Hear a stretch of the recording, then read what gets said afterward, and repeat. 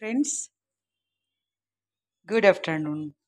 দেখো, এসআর ঋতু আমি আজ আমার কিচেনে আলু, শোলা কচু আর ইলিশ মাছ দিয়ে আজকে দুপুরের যে রান্নাটি সেটি তৈরি করতে চলেছি। তো দেখো, মাছের ডিম হয়ে গেছে। তো আমি সবগুলো মাছ করছি না, আমি একবেলার জন্য করছি বলে আমি কিন্তু এই 4টে পিসকে বেছে নিয়েছি, বাকিটা আমি ফ্রিজার করে দিয়েছি। তো দেখো, ভালো করে নুনটা মাখিয়ে রাখছি এই জন্যই যে ঠিকঠাকভাবে নুনটা ঢুকে যাবে। নুন ছাড়া তো স্বাদ হয় না, কিন্তু ইলিশ মাছে কিন্তু ফ্রেন্ডস বেশি নুন দরকার হয় না, কারণ ইলিশ মাছ হলো নোনা। তো চলো, আর বেশি দেরি করছি না, রান্নাটি শুরু করছি। দেখো, এর জন্য আমি সম্বার দিচ্ছি কালো জিরে, দিয়ে দিচ্ছি 2টো কাঁচা লঙ্কা। কালো জিরে আর কাঁচা লঙ্কা তেলে ছেড়ে দিলে খুব একটা সুন্দর, একদম আকর্ষণীয় খাবারের গন্ধ বের হয়। এখন আমি মাছটা তেলের মধ্যে ছেড়ে দেবো।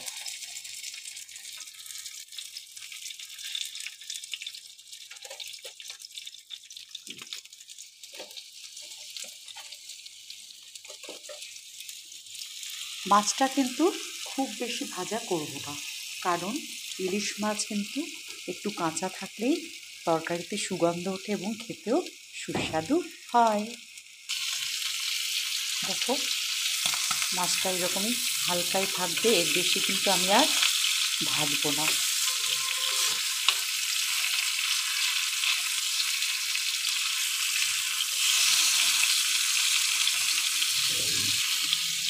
মাছ কিন্তু আমার ভাজা কমপ্লিট।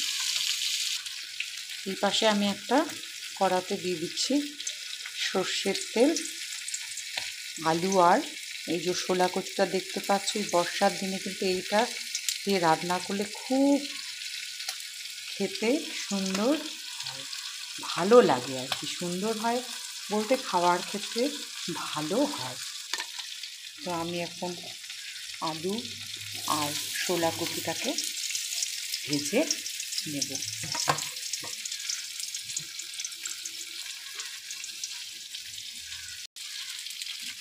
তো এর মধ্যে নুন দিয়ে দেবো ভাজার সময়, দিয়ে দেব হলুদ গুঁড়ো,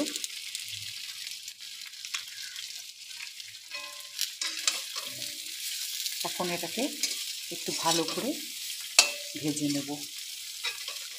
এই যে দেখছো ইলিশ মাছের ভাজা তেল, এই তেলটা কিন্তু আমি কোথায় দেবো বলো তো? এই ভাজাটার মধ্যে দেব, খেতে তাহলে আরও ভালো উঠবে, কারণ ইলিশ মাছ ভাজার পরে তেলটার মধ্যে তো গন্ধটা উঠে যায় বলো। দেখতে পাচ্ছ এই যে কালো জিরে আর তেলটা দিয়ে মাছটাকে ভেজেছিলাম, সেটা কিন্তু আমি এখন এর মধ্যে দিয়েই এটাকে আরেকটু ভালো করে ভেজে নেব। ফ্রেন্ডস, জিরের গুঁড়ো এমন একটা মশলা যেটা ছাড়া রান্না কিন্তু প্রায় হয় না। অধিকাংশ রান্নাতেই কিন্তু জিরের গুঁড়োটা আমরা সবাই ব্যবহার করি। ফ্রেন্ডস, যেহেতু প্রচুর রান্না, তাই কিন্তু আমি একটু লঙ্কা গুঁড়ো এর মধ্যে দিয়ে দেবো, কারণ কচুতে অনেক সময় কিন্তু একটু গলা কুটকুট করে, যাতে ঝাল বেশি দিলে কিন্তু সেই গলাটা অতটা কুটকুট করে না আর কি, তেল আর ঝাল মশলা, এই জন্য কচুটা রান্না করছি।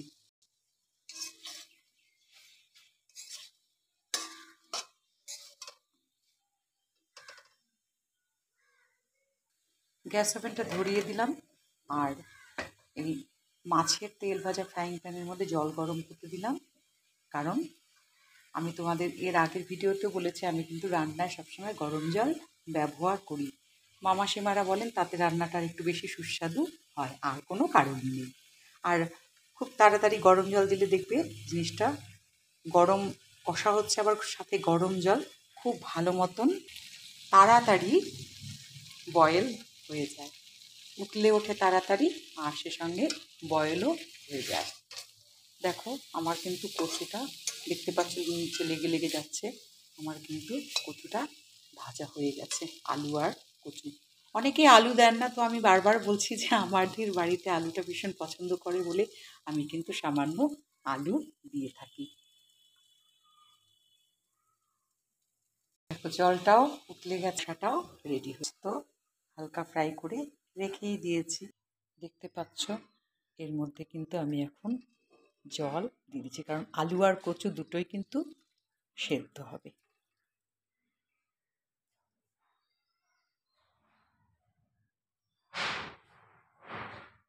আলু আর শোলা কচু দিয়ে যখন আমি ইলিশ মাছের রান্না করব, তার মধ্যে কিন্তু বেশি মশলা পড়লে ভালো হবে না, কিন্তু পরিমাণ মতন তো দিতে হবে স্বাদ ওঠার জন্য। দেখো এদিকে আমের ঝোল চাটনি, যেটা ভীষণ পছন্দ করে, আমি একটু গোল মরিচ গুঁড়ো আর মৌরি ফোড়ন দিয়ে মিষ্টি টক ঝাল এই ঝোল চাটনিটি বানিয়েছি দুপুরে, আজকেই খাওয়া হবে বলে। সেটা আর তোমাদের সাথে ভিডিওটা শেয়ার করতে পারিনি। তো মাছের ঝোল হতে হতে ভাবলাম দেখিয়ে দিয়ে আজকের কি রান্না হচ্ছে। করেছি শোলা কচু ভাজা দুপুরের জন্য, গরম ভাতে ঘি কাঁচা লঙ্কা দিয়ে খুব ভালো লাগে খেতে। দেখতেই পাচ্ছ ফ্রেন্ডস, একদম সুন্দরভাবে গরম জল কষা গরম তরকারিতে পড়তে পড়তে উতলে উঠেছে। তো আমি এখন এই মাছগুলো ছেড়ে দিলাম। মাছ দিয়ে ভালো করে ফুটে উঠলে, শোলা কচু সেদ্ধ হলে ঝাল নুনের টেস্ট দেখে আমি নামিয়ে ফেলব।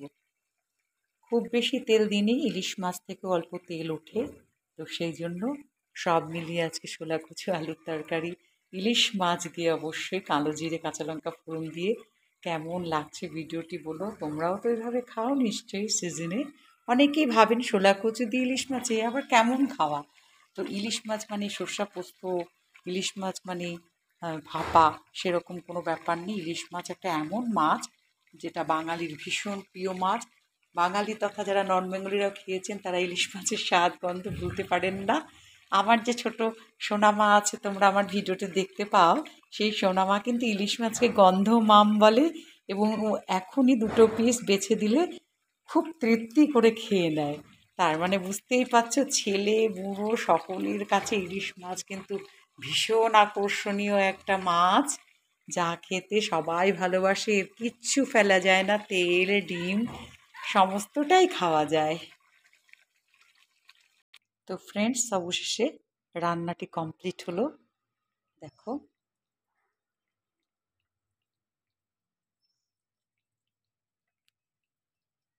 হয়ে গেল শোলা কচু দিয়ে ইলিশ মাছের ঝোল। তো ভিডিওটি কেমন লাগলো, ভালো লাগলে লাইক শেয়ার কমেন্ট করো। আর যারা এখনও এই রান্নাটি করনি, তারা একদিন এই সিজনে শোলা কচুর পেছনের দিকটা কিন্তু দেবে না, মাথায় যেটা থাকে কচুর শাকটা বাদ দিয়ে দেওয়ার পরের অংশ থেকে এরকম লম্বা করে কেটে নিয়ে একদিন ট্রাই করতে পারো। তো ভিডিওটি এখানে শেষ করছি। ভালো লাগলে লাইক শেয়ার কমেন্ট করো।